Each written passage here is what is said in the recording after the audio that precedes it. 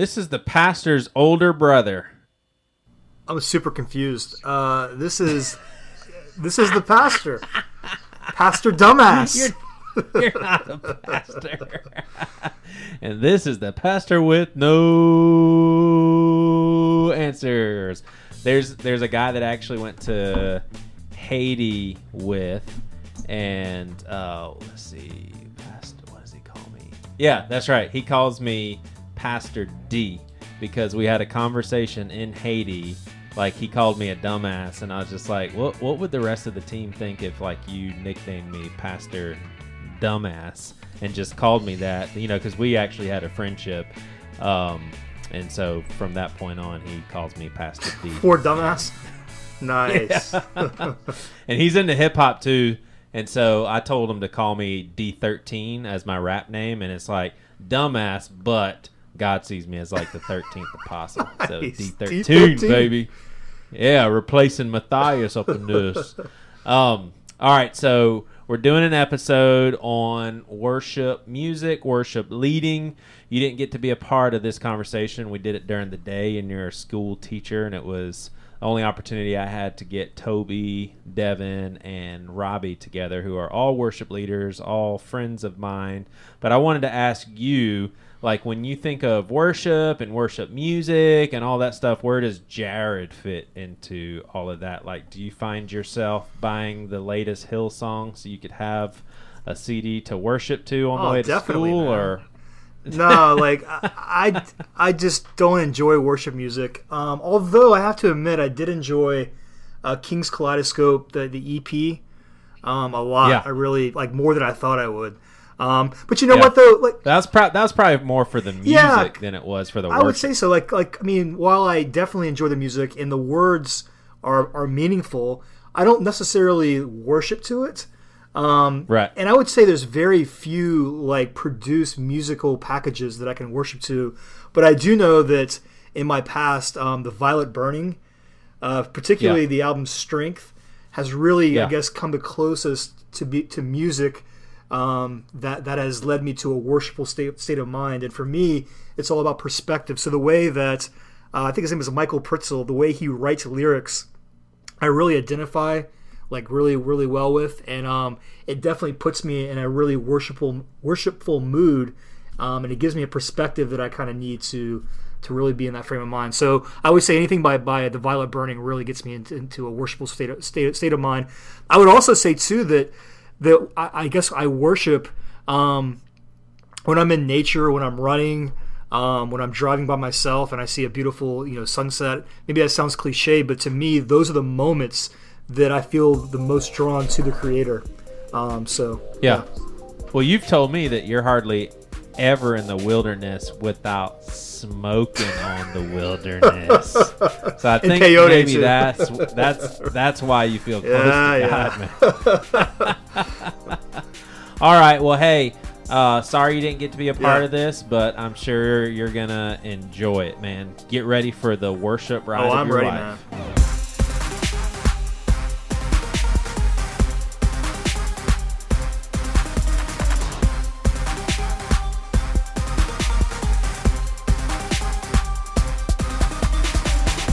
All right, so we're here with 3 worship leaders. And here's how I'm going to describe them. You have 2 worship leaders, Robbie and Devin, that lead worship and love people.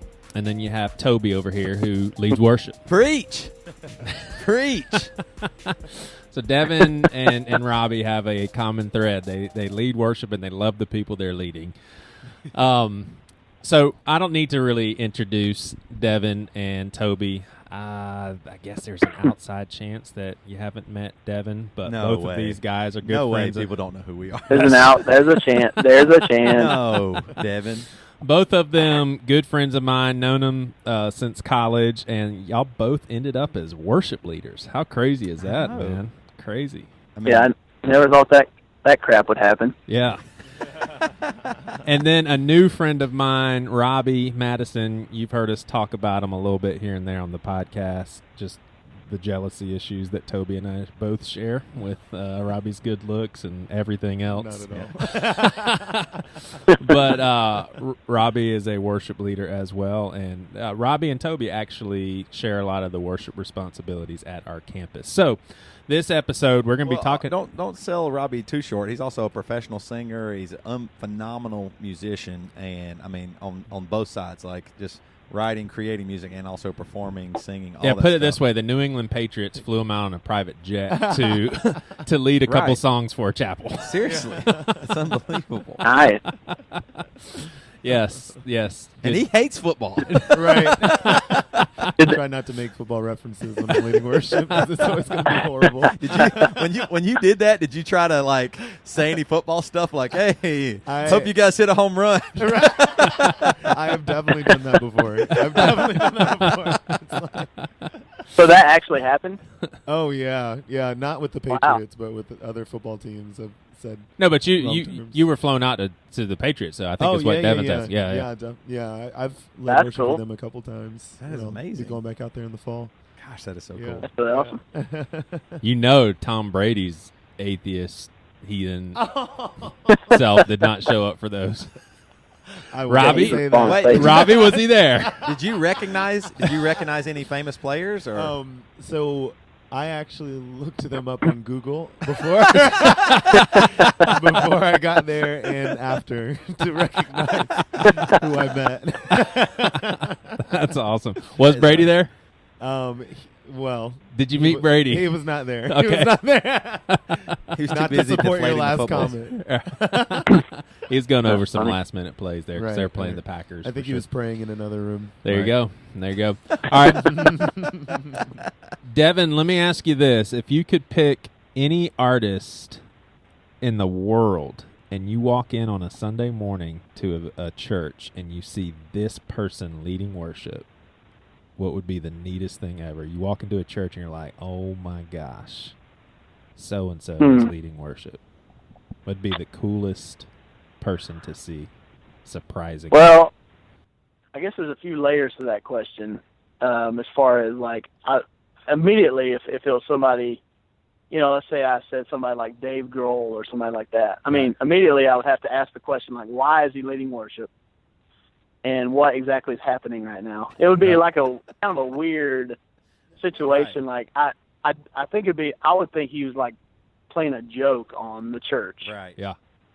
You know what I mean? Yeah. But I would probably say somebody like that, like Dave Grohl, some big iconic rock guy or something I like think that. for Maybe. me it'd be Snoop Dogg. Could you imagine walking in? He's just like,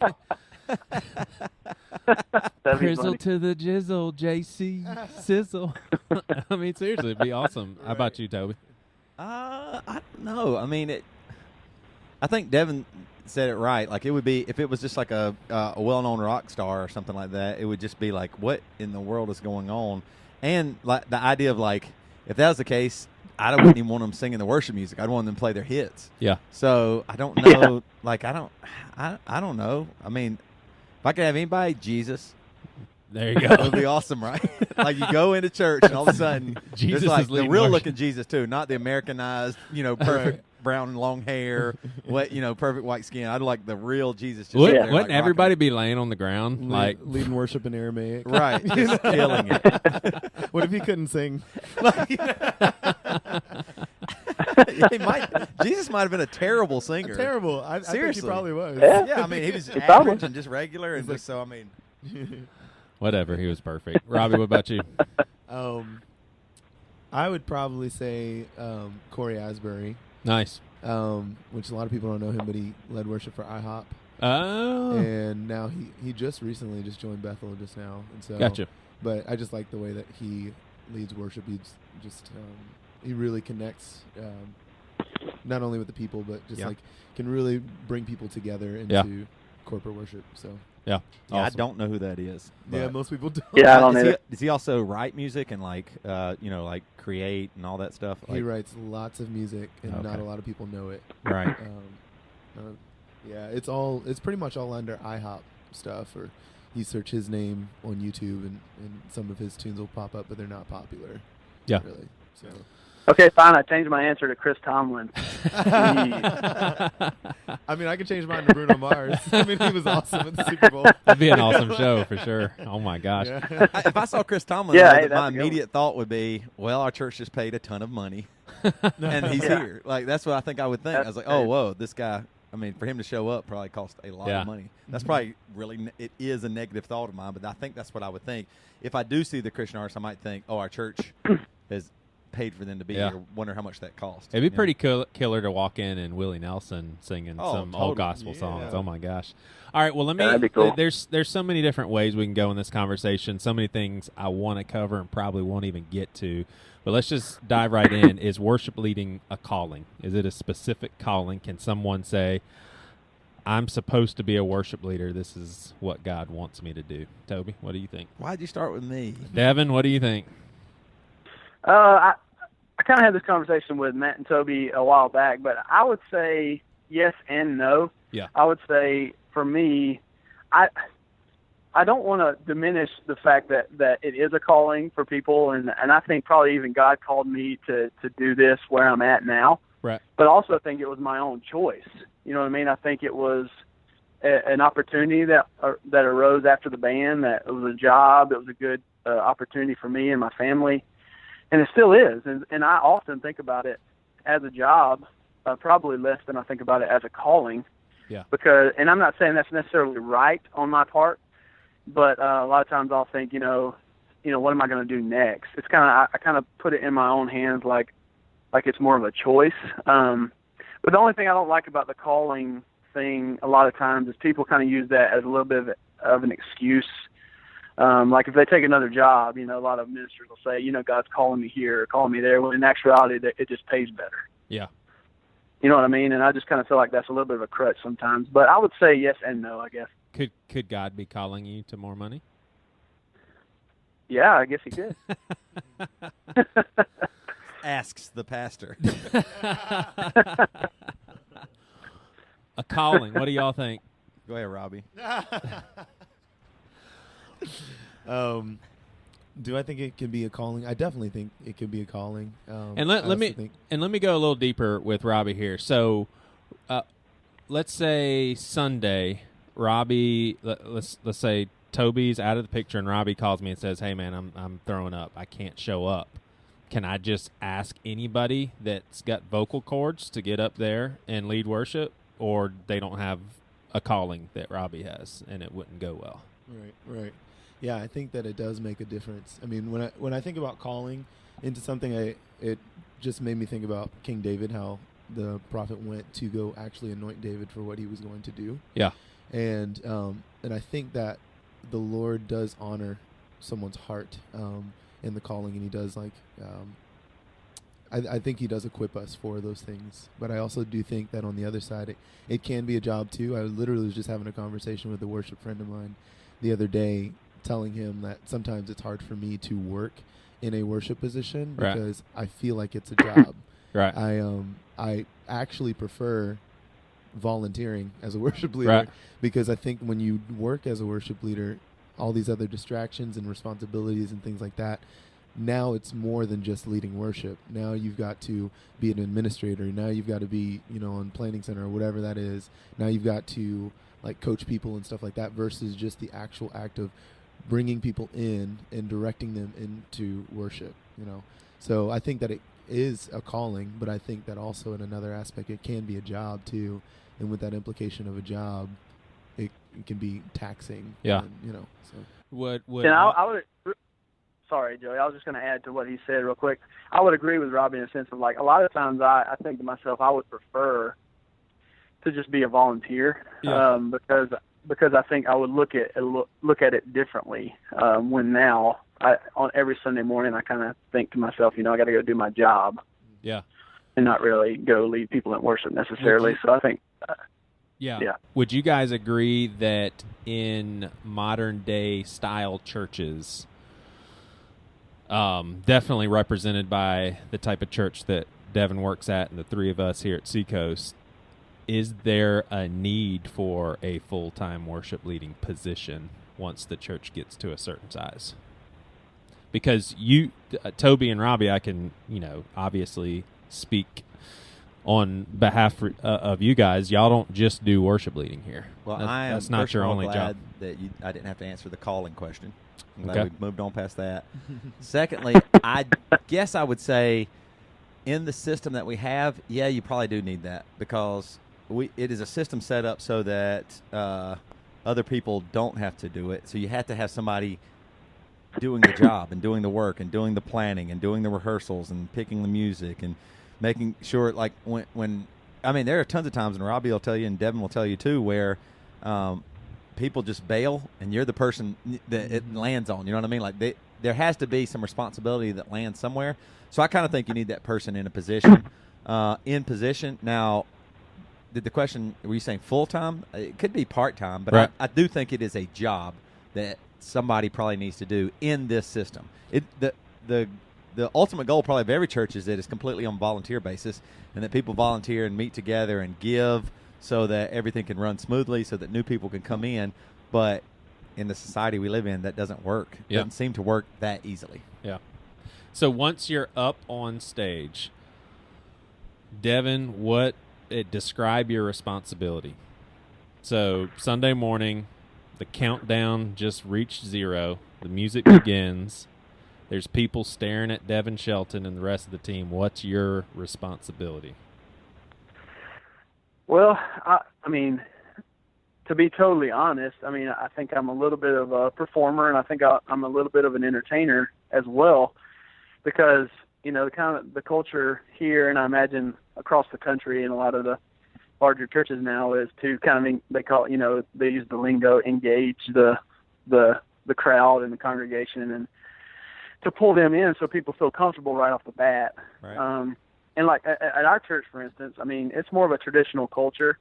So, we kind of, they don't, participation is not, they participate, but it's not real outgoing, and sometimes you can hardly tell if they're enjoying it or even feeling a part of it. And so I feel like anything we can do to bring them in, to make them laugh, to make them smile, to make them think about what we're singing about.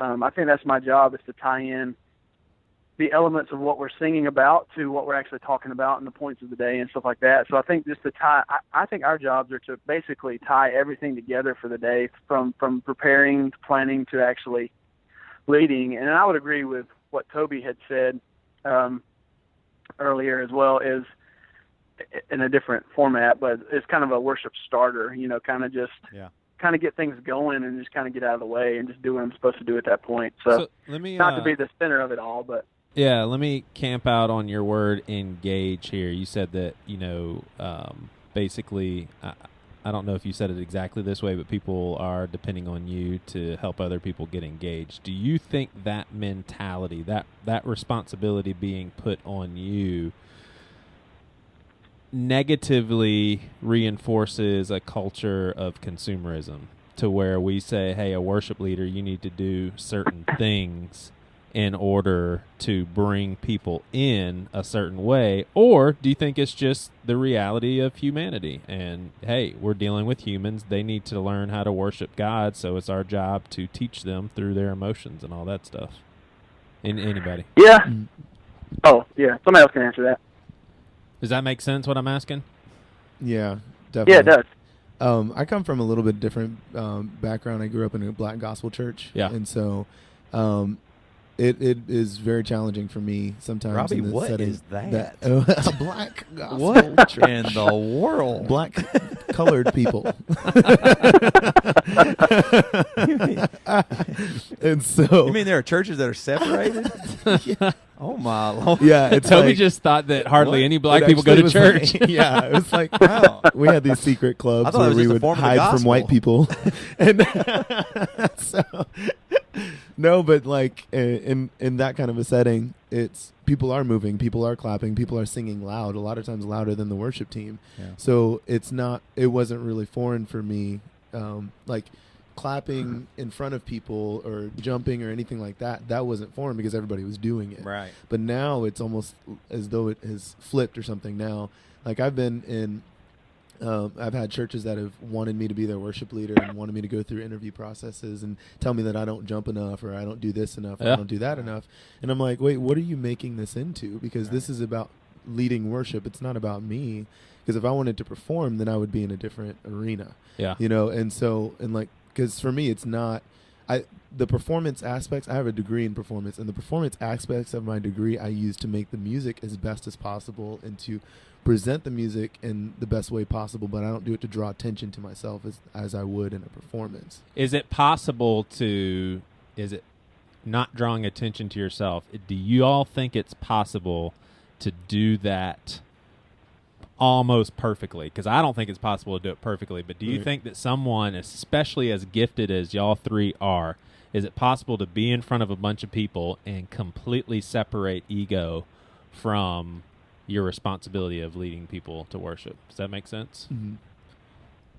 I don't know if it is possible. Like, when I'm up there, no matter what, I am concentrating on the performance because I have to play try to play the right notes, try to sing the right notes, try to honestly be energetic. I mean, for sure, if I stood up there every time kind of mopey or not smiling or not welcoming, then I think it would probably turn people off that come to the church.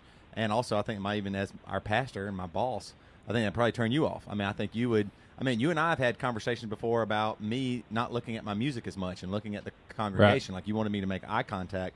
And so I don't know if there is a way to separate it because, like Devin said, it is a job to an extent, like no matter what. Now, there are tons of times, even this past Sunday, where I'm singing a song that it's been crazy because I always do attribute this to the Holy Spirit because we will sing songs that I just don't even like, don't even care about at all, think are silly.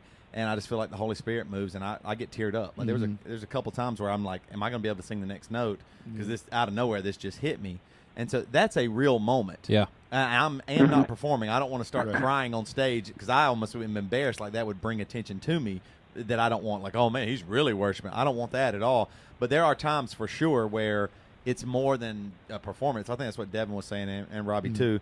There is more than that. But going back to what Robbie said too, I want to say something. That is a really interesting point that you made because I grew up, and Devin, you too, in very charismatic churches. Like, just I saw people slain in the Spirit, running around, running across the pews, screaming, yelling, hollering, everybody singing, clapping, and all this stuff. And you're right. It's interesting that it's almost flipped now that is almost looked on as not do it or whatever, or like in the church that we go to or whatever, it almost feels hard to get people to be engaged physically. They're there and they're listening, but that's almost saved for the youth. You know what I mean? Like, the youth can jump in. Oh, wow, look at them jumping and dancing in that video. That was cool. That's not the adult thing. You're mature now, and you don't jump, you don't shout and holler and all that stuff. But going back to your King David, he would always do that. He'd take off his clothes and run through the streets and just shout and proclaim the name of Jesus. So that's an interesting cultural phenomenon, I think, that it kind of has happened a little bit to where I think people are more reserved because I think it also, not only the person on stage, like that, like what you said, Joey, the question is, that person's, like Robbie was saying, is supposed to be the person that does that. We're supposed to watch it. You know what I mean? Like Robbie's the guy that's supposed to be jumping around, really putting on a killer show almost, and then they're supposed to be engaged by just watching it and singing along, as opposed to, it's more like a regular rock show. You go and watch a band, and they put on this killer show, and you watch there, and every once in a while you raise your hand or maybe shout a little bit, but it's like this society thing of, that's the band, I'm the congregation, we're not the same, which feels like counterintuitive to what our job is. Our job is to get people to engage and start really enjoying the music. So, Toby, when you actually see a worship leader that does seem to be performing in a very blatant, unhealthy way to where there's not even a fight going there, they're just like, I'm enjoying this, man. I'm relishing this. Everybody's looking at me and everything. Do you try to like the one hop spins, like on one foot? You've got the I'm about to fight move where they walk up to the microphone and they walk back. Walk to the mic, got to step back from the mic, walk back up to the mic, step up to the mic. You've got the hey we're the monkeys, where it's just like a big smile and you're going back and forth and all that sort of thing. Do you try to give people the benefit of the doubt? And no, no, I'm not good at benefit of the doubt at all. Like I would say 99% of the time is part of a performance. Like, I mean, here's the thing. worship leaders sing the exact same songs a million times. So don't give me the benefit of the doubt when Emery plays Walls and I just start punching the air, I'm jumping around. Part of that's the show. I've sang that song probably 10,000 times or something like that. Now, wait a second, because all the skeptics are saying this. That's a show. We're talking worship. Yeah, but what I'm saying is it doesn't matter. They have sung the exact same song, and all of a sudden, here comes the chorus, and they just have to spin every single time, like do 4 spins in a row because the song has just caught them off guard. That's a show. But what if they're thinking, hey, this is the best thing for me to do to get them engaged? Because when they see me smile and spin, and you we're on the same page with this, so it kills me. But is that a legitimate thought? Hey, the more energetic that I am, the more excited they'll see that I am about Jesus, and that in turn can help them. But that doesn't make it authentic. That makes it just a part of the show, which maybe is authentic for a show. Like that's what I'm saying. For Walls, yeah, heck yeah. I mean, also there's times where I wouldn't do that or I don't feel like doing it or whatever. But I'm just saying, when there, no matter what, maybe one out of 100 times it's a real spin. But the other times you are doing that to be a part of the show, the stage performance. Yeah. For sure. And I don't always think it's that authentic. It can't be. It just can't be. Here's a really eye-opening thing that happened to me once with a female worship leader in the church world. There's many of them at Seacoast. There was Is a this girl. The one that involved nudity? There was a girl that I just was like, man, it is so hard for me to worship with my eyes open with her on the stage because I just felt like she was so over the top energetic, and I just felt like she wanted attention on her. So her actual stage performance took you away from worship. Yes.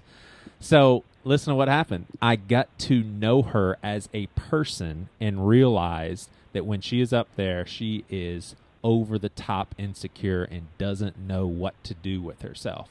So it's like all of a sudden I understood her personality. And I was like, wait a second, she's not up there to like purposely draw attention to herself. She doesn't know what to do. Like she feels very uneasy, and she's like, I guess I'm supposed to, so it was just, I think those sorts of situations. Why do you give her the benefit of the doubt? Maybe she shouldn't be on stage. Because of her insecurity? Yeah. Maybe. I mean, and the reason I say that is if I was on an airplane and the pilot comes on and goes, hey, we might get up 10,000 feet. Well, hopefully no terrorist bomb us, right? Hopefully that turbulence doesn't make us fall down. I'm just kind of insecure. You would never give a pilot or the doctor getting ready to cut you open. Hey, hope I don't go too deep here. I got you. You wouldn't give anybody the benefit of the doubt, but because it's a worship leader and it's the calling, right? You might go, bless her heart. That's all I'm saying. That might not be a calling. It might be, hey, you're insecure. You need to not be on stage until you know how to not do that crazy move. Right. I think that sounds terrible. I'm the jerk for saying that, but I'm being serious. No, I get you. I think the point I was trying to make is my assumption. I just picture a lady just on stage and her arm shoots out and like accidentally hits other people. All of a sudden she's doing the Dougie. Right. You're like, what in the world? I didn't know what to do. He has like physical Tourette's. Right.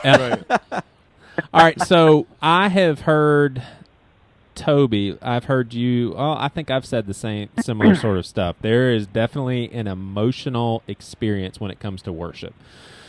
Part of that emotional experience is the fact, hey, I really like this song. When I hear these chords, and when I hear this chorus, and when I hear all this comes together, it does something into my heart, and it makes me happy, and I'm worshiping, and that sort of thing.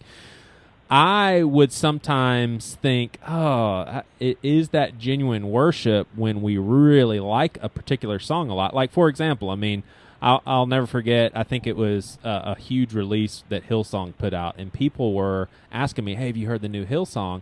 And it wasn't a badge of honor in any way, but my honest answer was, no, I have. And it was shock. It was like, you haven't heard the new Hill? So it's almost like, for me, the new Hillsong was a thing. I don't think that everyone was popping it into their CD player or iPod and thinking, oh man, this is a great CD to worship to. Mm-hmm. I think they were saying, oh man, this sounds really good. I like this. And I don't think there's anything wrong with that.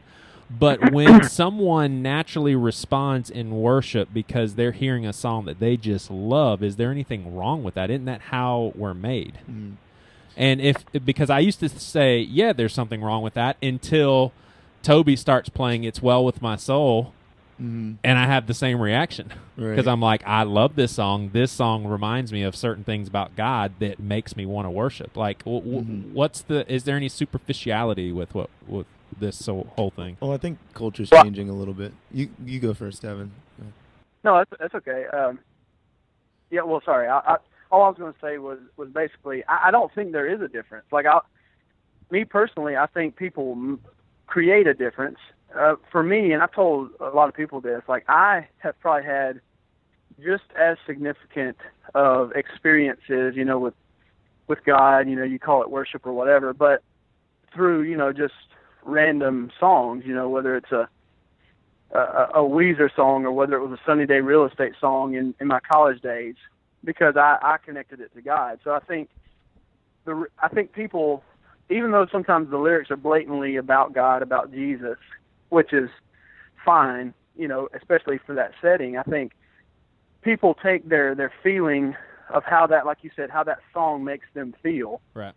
And then it's really easy for them to connect that to God because the song's already about God.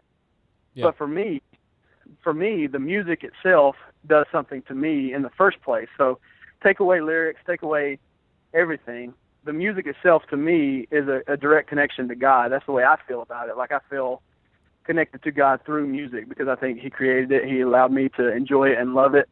And so that's part of that. And then on top of that, the words that we sing at church help me sometimes connect directly to very specific thoughts about God, or very specific thoughts about who I am or who I'm trying to be or whatever.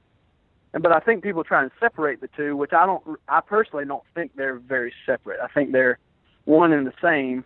But people, they might love the music to, Back in Black by AC/DC, but if they were Christian words, they would like the song, they would praise God.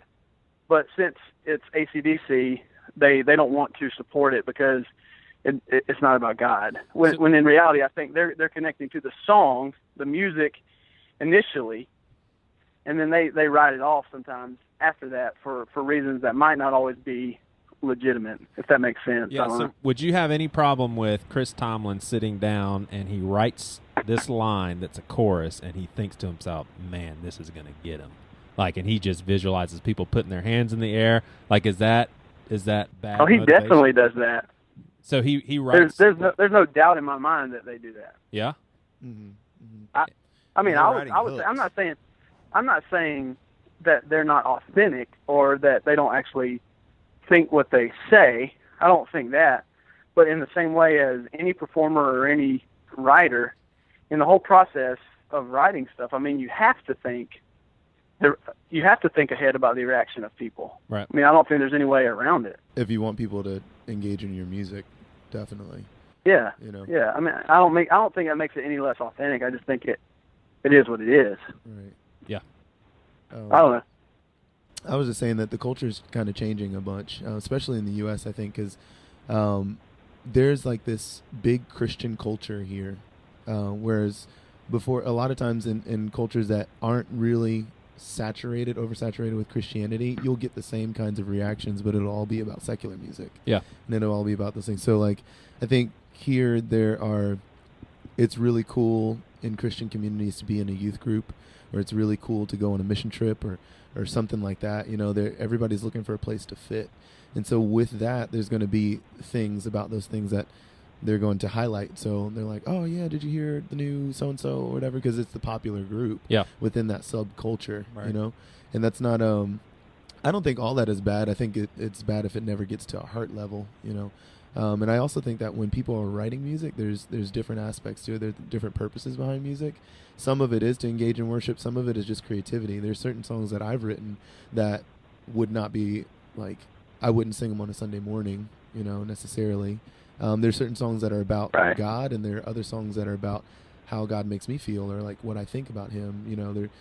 So like when you think of corporate worship, I personally think that on a Sunday morning, I mean, there can be different focuses and stuff like that, but like it should be singing truth within a congregation, reminding us of truth, and engaging in God and what He's done for us and how we respond to that. Is it frustrating when people aren't responding? Oh yeah, it's very frustrating, and it's also frustrating like when, because I mean I've seen worship leaders like bend down on the stage and like touch people's hands in concerts and stuff, and I'm like, what is that? Like I would never think to do that on a worship stage. I mean, I probably wouldn't do that on a secular stage either, but some performers are in it for that, and I just think that like we're dealing with people with fallible human beings who come from different places. Like for me, worship was one of the things that God used in my life to reveal Himself to me. So obviously it's going to be a little bit more important to me than it is for somebody else who was like, it was in a different way, but now they go to church, so they listen to worship music, or whatever. So it's just different people, stages of life. Yeah. How would you handle this statement, Toby? Hey, Toby, if you do your job right, people are going to encounter the Lord this morning. I get that. I've gotten that several times. I don't like it. Do you think it's any validity to it? I mean, I guess there has to be. Like if a doctor does his job right, maybe people will thank the Lord for what he did. You know what I mean? But I think that's just something to say. I think that is a encouragement in a way, and also like, hey, do your job right kind of thing from a business standpoint or a job standpoint. But I want to ask you a question. Yeah. Do you think that worship music is needed? Do you think it's equally as important as the sermon or the Sunday morning event or whatever? Like, do you if I have said before, I actually believe this in this day and age, a church could only have preaching. Like music could be playing, worship music could be playing over the speakers when you got there.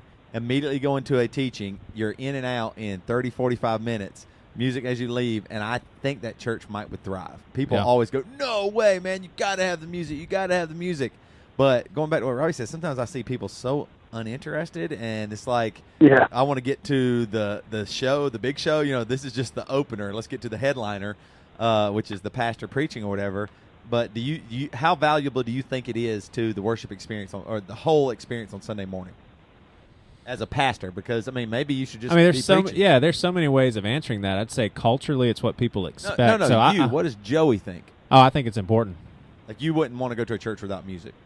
I just think it's important. I think that if people knew what to do in those two songs, for example, we do 2 songs before teaching. If people showed up on time, they have their kids checked in, and they are in the auditorium by the time the music starts, and they think to themselves, all right, this is my time to kind of unwind, get my thoughts on God. This is my time with my brothers and sisters corporately seeking God together. Yes, I think the worship time is extremely important. The fact of the matter is what you described as far as people being unengaged and everything is the reality. And so with how things are, I would say it's probably not that important because people aren't taking advantage of it. But I think that if they were, then it would be important, if that makes sense. Yeah, I think there maybe should be services that are they do this, but I mean like regularly on Sunday morning, just music or just teaching.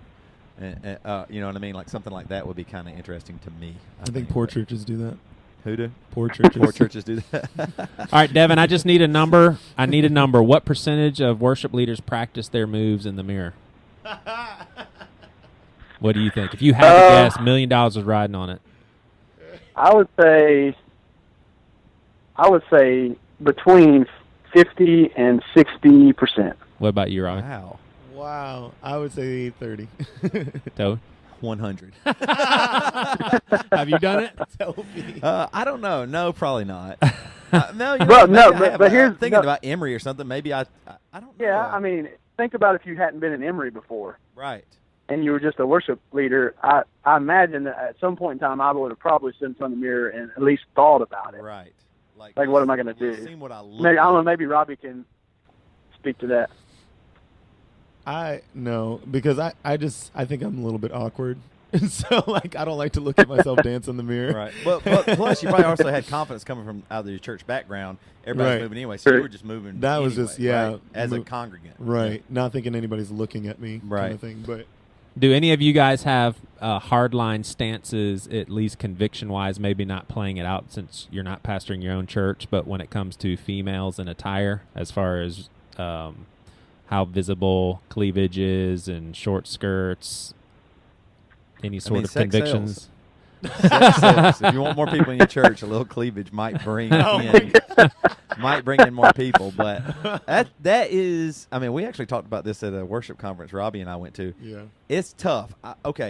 I actually now have a say in what my daughters will wear and what my wife wears, right? So does my wife have that for me and our daughters and son as well. So I get that. It is tough sometimes telling people what they can and cannot wear. Now, you have to admit that can be a distraction. A low-cut skirt, a tight outfit, too low cut of top, that can totally be a distraction. Bringing that up, though, how do you approach that? That's a dicey one for me, for sure, because, I mean, you're telling somebody what they can wear.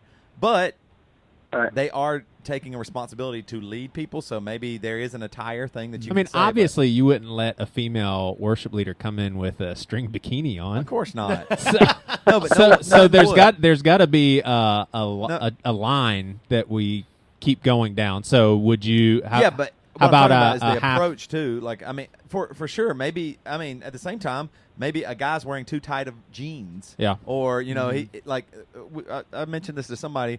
I remember when we talked to Me Without You, the band Me Without You, and Aaron. They used to dress unbelievable. Like, their clothing was awesome. Their whole look looked just so amazing. Like, really good looking dudes and really great looking clothes. And he said one time, and then the next time I saw them, they were all wearing like nothing, like baggy pants and looked like not neat at all. And I said, "What happened?" I said, "You guys used to like look the best I've ever seen a band look on stage." And he said, after a show, a kind of a big guy came up and said, "Hey, man, you guys look so awesome. I would kill to look like you guys. I never will, but man, y'all just dress and look so cool. I wish I could be as cool as you." And he said that just broke him. This is like, Me Without You, right? Yeah, Me Without You. And Aaron was like, that just broke him because why? I mean, that guy wanted to be like Aaron, not like himself or anything like that because of the stuff he wore. And so they said, forget it. If we're leading people to try to look like us, that's not our goal. That's not our what we want to do with our band. And I thought that was really interesting because, once again, it's really frustrating. It's not frustrating. Yes, it is frustrating that when we talk about this, it is about women. We are not talking about guys dressing too revealingly or whatever. Like, it always goes to the women and what guys might think about those women or what women in the audience might think about those women. And so I'm just saying the approach, I agree with you. You have to be careful with what people wear on stage. At the same time, I mean, when you tell other people what to wear, that gets dicey. It just does. Do you think there's an excessive... Yeah, I've definitely seen some skinny jeans worship leaders. There's probably like a dong-shaped outline, right, somewhere around his crotch area. Right. Do y'all think there's an excessive, what's the word I'm looking for? What's the word for wearing good clothing? Fashion. Do you think there's an excessive fashion show-off culture in worship leading? Yeah. Like, as far as like people trying to get, but I mean, it's part of the show again. That's what I'm saying. Like, people want to look nice. I do too. Like, I'm going to wear my nice clothes on stage. Gotcha. Right. With work leading I over think the or whatever. Go ahead. I think it's kind of a style. Yeah, it's just culture. Yeah. I mean, and people are in it, so it's not like, now maybe the church kind of lags behind sometimes on certain things like that, but I think it's the same. I mean, you could say that about hipsters, who just hang out at the local, coffee shop or whatever. I mean, they dress a certain way because they know where they're going to be, what they're going to be doing that day. In the same way, I think it's worship leaders. But I think sometimes worship, I mean, even though it's easy to make fun of, it's basically the same thing. I mean, whether or not you look at it like they're in a leadership position, they don't want to draw attention to themselves, but in the same way, they're going to be in a place where they're in front of a bunch of people, leading people in music, trying to look good, trying to, look cool or whatever in the same way. So I wouldn't really fault people for that. It's just easy to make fun of. It's the same in a business where people are wearing suits, and so you feel like you need to wear a suit, or have a presentable haircut. Right. Like, not dreadlocks. Right. Robbie, do musicians that are backing you up as you're leading worship, do they all need to be Christians? It just depends. If I've kind of had both ways going. I think that in certain settings, personally speaking, if they're leading worship on a consistent basis with the ensemble, there's a question of authenticity, because now it's like, okay, it's not necessarily always that they're on a journey, but it could mean a paycheck. Yeah, right. And that's fine for some people, but I think like as a worship leader, then now you're in control of that situation. I forgot, there's this phrase that one time they said like, too much truth is legalistic and too much grace is enabling. Yeah, kind of thing. And I kind of think about it like that. Like, I think it's a great opportunity. The jazz musicians that I sing with and play with are some of the best musicians I've ever heard. And I've definitely used them on Sunday mornings and different worship services and stuff. But the fact of the matter is a lot of them are just not, they don't care about God. They don't care about any of that stuff at all. Like they're not even interested in it. Some of them are, though.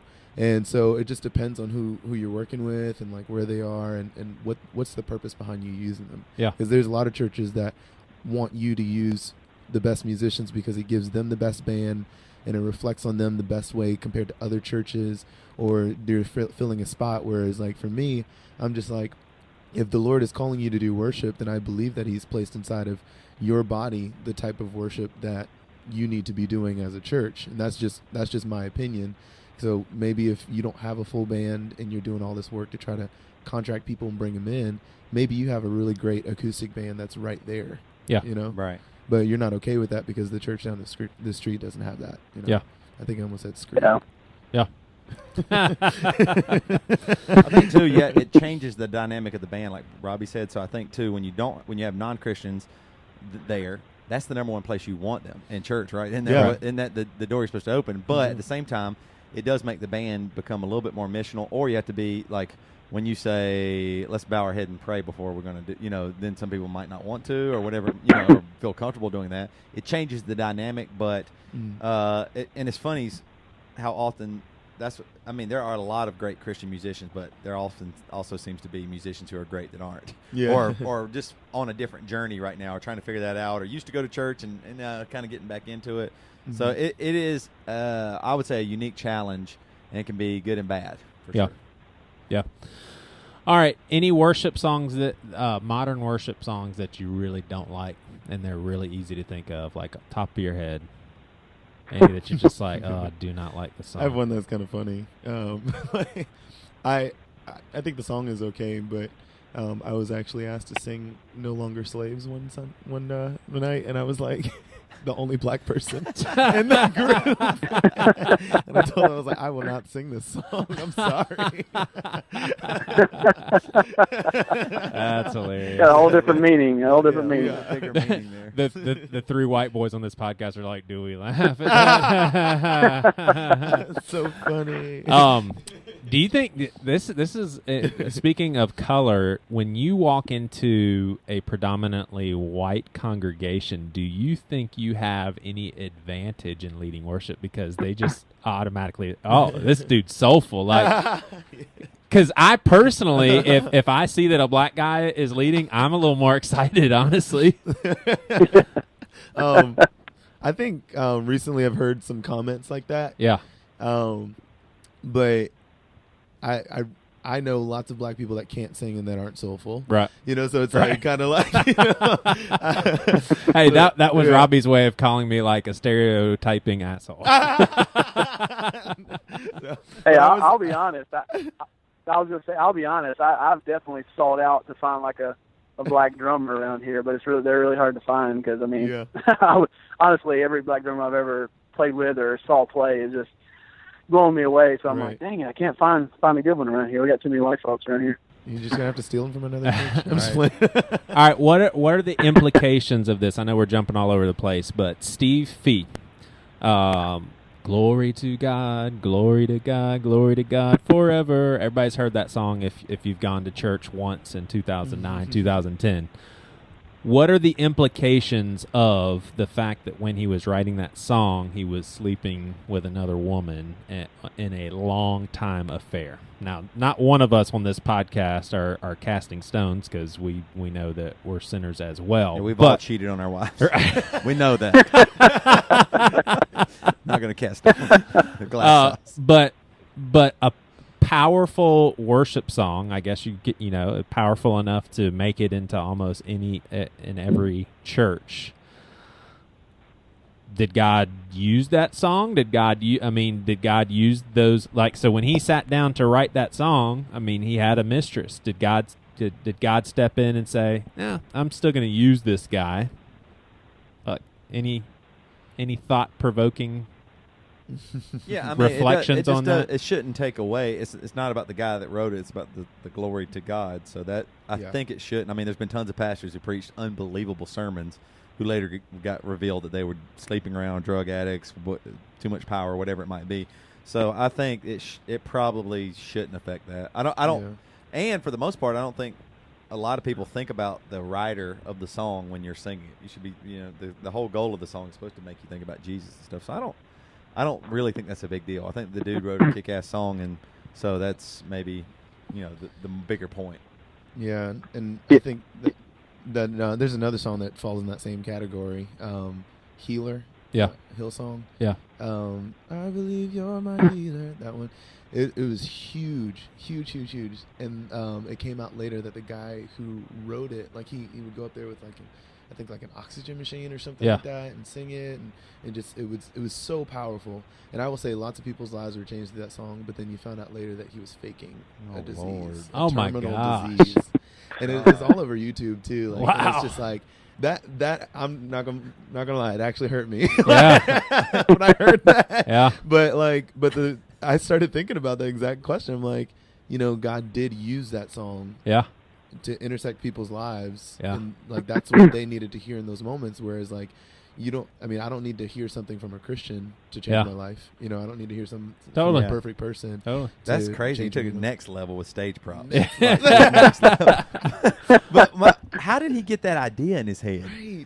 You're singing about God. You're doing all this. Why would you? You wrote a great song. The song was enough. Right. It was popular. It was all this stuff. But how do you get the idea of, wait a minute, maybe I should fake this disease because that's going to what? Was he planning on living like that the rest of his life? It's just crazy when stuff like that happens. That's a lot of people don't realize that song "Shout to the Lord" that was written by Jeffrey Dahmer in jail. Really? After he gave, Wow. So you just never know where these songs are coming from.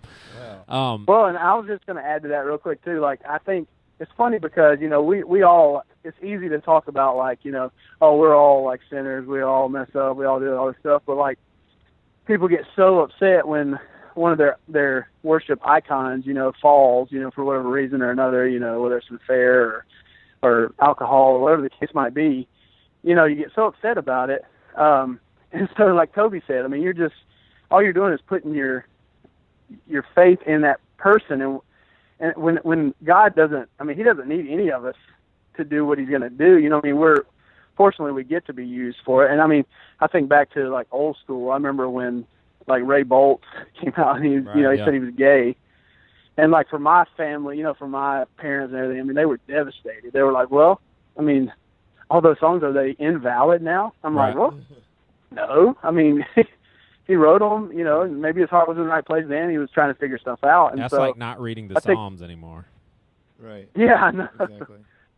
Satan Bite the Dust is one of the classics, so I don't know. It's interesting to me because I think people put too much stock in the person that's actually doing it. And that's normal, but I think at the same time, it's everybody's doing something stupid when you're writing a song. If something in your life is going wrong or you're trying to figure something out, whether it might not be as big as what people often claim it to be, but by the way, Carmen did Satan Bite the Dust, just FYI. That's not Ray Boltz. Carmen, I'm sorry. Ray Boltz did I used to sing a song called Thank You. And Carmen sure as hell isn't gay. Oh, no, Carmen's not gay. Yeah. All right. Robbie, how important is it for people to learn how to corporately worship together? Well, I think it's important for people to corporately worship, but more than that, just learn how to express themselves to God. Yeah. And I relate it to the same thing as like expressing yourself to a significant other or like a family member. You know, the goal is a relationship with God, and the goal is not an event on Sunday. Yeah. The goal is not like a perfect musical performance or whatever. It's actually communicating with your Savior. And and I think that a lot of that does get lost, especially, I mean, I went to a very liturgical college. It was a Christian college, and I noticed that all the prayers were like typed out and read to us, like an essay. Yeah.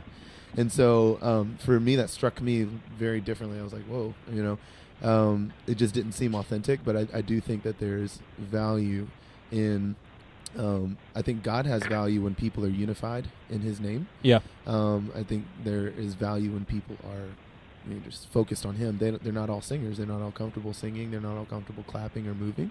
And so I think that's okay. But yes, I do place high value on corporate worship. Yeah. Yeah. Anybody want to respond to that before I move on to the next question? Anybody disagree with the importance of corporate worship? No, I think corporate worship is good, gathering together as people. I think sometimes worship music sets too low of a bar so that it's this set corporate worship. Like, I think music can be more challenging and it still be awesome. Like, bands write songs all over the world and people come and gather together. So sometimes I wonder, do we dumb down lyrics or make things a little too hookish in the Christian world just to so people make it more like a limerick than really creating this art? Yeah. Toby, should people try and worship in a corporate setting even if they aren't moved or maybe even don't like the music? I want to say no, they shouldn't. It seems inauthentic and not real, and it's just, I've heard tons of people say, even if you don't feel it, man, just go, just try and listen and sing the songs and all that stuff. And once again, it's the benefit of the doubt thing where kind of like, I mean, in any other setting, if you're riding down the road and you heard a song and you thought it was no good, you would turn the channel. You would, you have that, it's kind of like capitalism or whatever, but I mean, if it doesn't meet some standard of what you appreciate, then you get to say no. But in church, you don't get to do that because it's almost called into question of you're being critical or judgmental or not, you're not going along with everybody. You're hurting something. And that's what I don't like as much. That's the thing that I don't like is if there's certain songs and you just have to go with it. So, like, okay, and that's why I think some people end up not clapping or not doing stuff because there's a lot of similarity within the songs and how it's presented and what it is. Here's the fast songs. Here's where the slow song goes. It's just like this setup that's not really about the music. It's just the music is there to keep the system going as opposed to really bringing true art that challenges and really moves people. I've been thinking about this a lot, honestly. I even wrote this down today. It's funny because I knew I was going to be on here. I'm going to read what I wrote down while I was on the elliptical machine. Is that cool? Yep. I was thinking today, if you can bring true art back to the church, art that challenges, convicts, and brings questions and answers in some cases, then the church will be more relevant, authentic, and trustworthy to the world. I think a lot of times our music, our pastors, our messages, our sermons does not feel authentic. It feels like a show. And when you see the spinning guy around, you see the guy the pastor bring the thing on stage, and he's yelling and he's hooting and hollering, or this like it does. Like I think to people outside the church, it seems way more than like a show than the people inside the church. Like there's a little bit of inauthenticity there, and a lack of real challenging art. Like when I think it was what was his name that said it? David Crowder. He's talking about how the church used to be known for its art, and I don't think we are anymore. We are not known for our art. Yeah. Like there are some great Christian songs for sure. I'm not bashing all Christian music, but usually there's one great Christian song written, and then there's like 10 copies of it.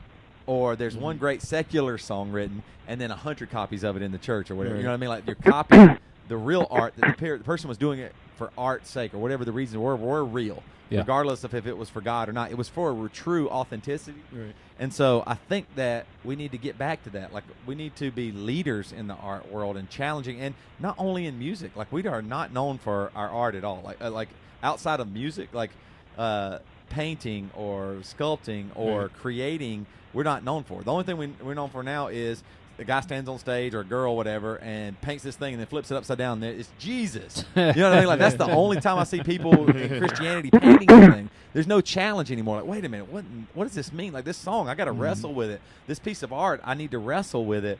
I think that really needs to happen more. And I think that authenticity is real, and it will lead to the gospel, as opposed to, hey, I'm going to do this art, so the gospel. Like, that makes it inauthentic. Like, God is amazing. God is beautiful. He's the greatest creator the world has ever known. And so why would he did creation for us, right? So our creation can be for God without the agenda of, wait a minute, I got to make sure this piece of art makes this person come back next week, or makes this person saved, or makes it like that. That makes it inauthentic. Then it's just about an agenda, and it's about sales, as opposed to, this piece of art is going to stand on its own, and I hope that the authenticity of it, the reasons why I did it, will show through it on its own merit, as opposed to an agenda or sales. Yeah. Well, and I think too that's part of the the problem is, I think also the rest of us, or the people that just are the consumer kind of culture within the church and everything. I think that's partly to blame as well, because I feel like the only reason, like, now there's a whole Christian music culture, the whole worship music industry that has become an industry. It's not, it's a motivation for people. You know what? Now they have an option. Like, I was even thinking about this just for our jobs, for my job, 25, 30, maybe more than that, maybe 30 to 40 years ago, this job didn't even exist. You know what I mean? It wasn't even like an option for people. Now churches are larger, there's different setups, and now people can actually pick a vocation, a major in college that's worship music, which in one sense is cool because, it's an option for people that go that direction. But in another sense, it's kind of weird because we've created this whole industry that exists, but it's definitely profitable. It's not just all art. Right. You know what I mean? Right. And I think, in agreement with Toby, I feel like if we've gotten it backwards, a lot of times we feel like I need to create something for God to make it authentic and to make it real. When instead of just being who you are and creating because you are a child of God, or you are a believer or whatever. Oh, Devin's preaching. I feel like the motivation's a little backwards. Yeah, I agree. So I just think it kind of takes away from, like you said, the authenticity of it, and it makes it more of just a manufactured Christianity. Is kind of the way I feel about it. It's just you create it specifically for Christians. That's all you do. Yeah. Which I don't. It's not created for God. It's created for Christians. I don't know if I think all of it is bad. I think that. Well, no, not all, but I'm generalizing. Yeah. But you know what I mean. Yeah. Definitely. I just think that some of it could be a good sign, in the sense that when I was doing campus ministry and stuff, there are lots of people that won't even step in a church, and when you think about discipleship and growing your faith and all of that, some people actually have a hard change where they just want to listen to, they don't want to listen to secular music anymore for whatever reason, and they only want to listen to Christian music or music with Christian lyrics, that are teaching about God and all of that, and taste changes. Sometimes some people say ignorance is bliss, but I will say, as I've learned more about music, my taste has become a lot more picky, to where I do go into most church places and am not really attracted to the music per se, but at the same time, there are certain themes and things that ring true and that are good for people's growth when they're trying to fill their thoughts with things of heaven versus other things. So I think in that aspect it is a positive. Yeah. But I definitely think that it has become over commercialized, songs. People's attention span has become a lot shorter because everything has to fit on the radio. Like what you were saying, Toby, some people write great songs, but you'll never hear it on the radio because a great song might be more than 3.5 minutes, right? And so and actually there are lots of songs Good Father, for example. You sing that one. That song most people know Chris Tomlin, who sings that song. Right. That was a very recent recording by Chris Tomlin. It wasn't from him originally. Before him, it was recorded by, I think, Jesus Culture or something, and it was a little bit longer. Yeah. And before them, it was actually written and composed by House Fires, which is like you can pretty much only find them on YouTube and maybe Spotify. Wow. You know, but nobody's going to listen to them. Right. You know, like they wait for it to go around to this church, and then this church, Chris Tomlin hears it, and then he picks it up, and then he shortens it, you know. Right. Let's sing the bridge 1.5 times instead of 4 times, you know. Right. And then everybody hears it, you know. And people are on their journey, you know, and, you know, but it is strange, kind of the progression of it all. Yeah. I do think the danger, too, is, like when we were talking about this as a job stuff, we are becoming just implementers. Like when you think about a worship leader, what is the actual job? Like even at our own church, we have a list of songs that we choose from, and we even, you know, kind of are trying to get more of the same look, same Sunday morning experience, kind of the Starbucks model of, you know, wherever you go, it's going to look the same and be the same, which I see the good in that. And also I go, well, I mean, all you're really doing is just having somebody that just implements what a central says. Yeah. And so do you really need a worship leader, or do you just need a musician? You know what I mean? Like maybe the future, that, and I don't know if that's good or bad. I'm just posing the question. Maybe the future could be it's just a guy or girl that can sing and play well, and everything's done for them, and they just get up there and implement what is chosen by the church. With that being said, that's going to take away even more artistic value for sure. Because if you want, the more you want stuff to be alike, the less it can be unique and authentic, and more, honestly, a caricature of what it should have been is going to look. It's going to look like that. Definitely. Can I ask you a question? How long is this damn podcast? Yeah, we're going to end right there. Good God. Yeah, I got work. I got kids, man. Devin, will you close us with singing "As the Deer Panteth for the Water"? You sing that for us? As the deer. No, I'm not gonna. That is a good. That is a Devin, great come song. on. Though. It is a good one. I sing that one at our legacy service a lot of times. Awesome. yeah. Awesome. Is Well, legacy like code for old people? Yes. yeah. There you Yes, go. exactly. There you go. 70-year-old. We just put a nice still off on title that to song. it.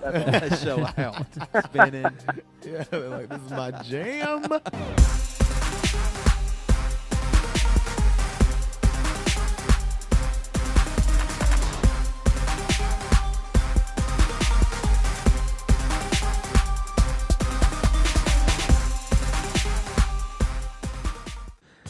Come, now is the time to worship.